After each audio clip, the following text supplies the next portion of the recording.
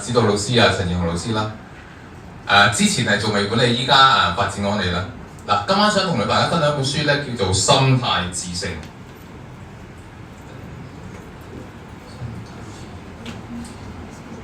嗱，呢本書咧好，第二章或者揀其中一章嚟講咧，其實好多章節咧都好值得大家咧去到閱細讀嘅。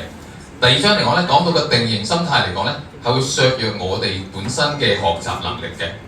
咁定型心態人嚟講咧，會覺得自己咧，如果喺學習度遇到挫折、遇到困難咧，會覺得自己傾向係一個失敗者。咁而相反嚟講咧，一個成長心態嘅人咧，當佢同樣地喺學習中遇到一啲困難啦，遇到一啲挑戰嗰陣咧，佢會係迎難而上，去到諗下呢一樣嘢咧，只係一個過程，只係一個佢哋需要解決嘅問題嚟嘅啫。咁而喺書入邊嚟講咧，作者亦都重複地咧去鼓勵我哋咧，係需要咧係有一個嘅成長心態，就算自己喺一個固定心態度學習，或者係可以係中意挑戰啦，係喜愛個努力得就係結果啦。咁同埋嚟講咧，就係可以面對挫折嗰陣咧，係展現一啲毅力啦，同埋一啲韌性嘅。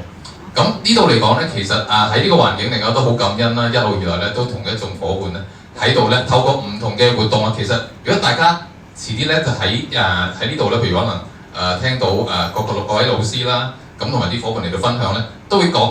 得咧呢度係有好多唔同嘅活動啦，例如書師啲分享啦、行動嘅分享啦，或者甚至乎現金流嘅玩遊戲咧，原來咧都可以學習令到我哋成長嘅。咁咧好感恩，我喺呢個環境當中咧，同大家一齊學習咧，都鼓勵大家同我哋喺度咧，可以一齊學習進步嘅。咁啊，分享可以去到呢度。